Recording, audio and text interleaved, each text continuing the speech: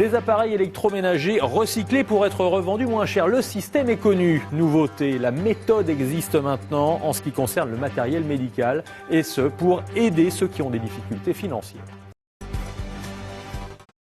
Le matériel médical, les fauteuils roulants, les lits médicalisés, les déambulateurs, tout cela coûte souvent très cher. Et bien pour permettre à des gens en difficulté financière de se procurer ces matériels, le réseau d'insertion Envie donne une seconde vie à des objets qui ont déjà servi, exactement comme il le fait depuis des années avec de l'électroménager. Reportage en Maine-et-Loire, à Beaupro, Éric Aubron et Gwenaëlle Riet. Lorsque la maladie de son mari s'est amplifiée, Géraldine Babin a dû se résoudre à changer de matériel médical.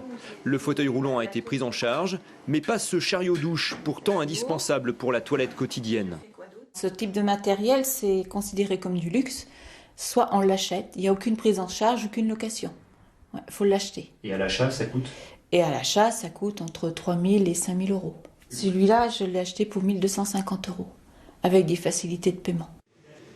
L'entreprise d'insertion Envie Anjou vient d'embaucher 4 personnes afin de proposer à des prix accessibles à tous du matériel médical récupéré auprès d'établissements de santé ou des particuliers. Un équipement inutilisé, souvent en bon état, pour lequel il n'existait pas de filière de recyclage.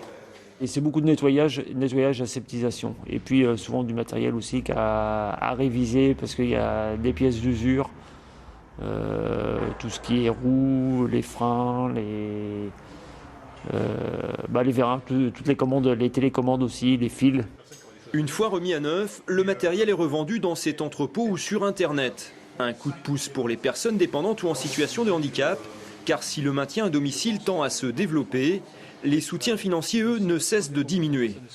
Et le projet n'est pas de remplacer le système qui existe, évidemment. On encourage les personnes avant tout à faire valoir leurs droits, parce que chacun a des droits. Tout ça, des fois, peut amener une prise en charge à 100%, mais parfois, il reste quand même un restant à charge, qui peut être très important, ou pas important, mais voilà. Donc parfois, les personnes, malgré tout ça, peuvent être en difficulté pour le financer.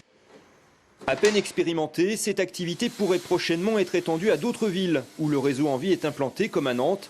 Plusieurs conseils généraux en charge de l'aide sociale seraient également intéressés pour développer ce projet solidaire.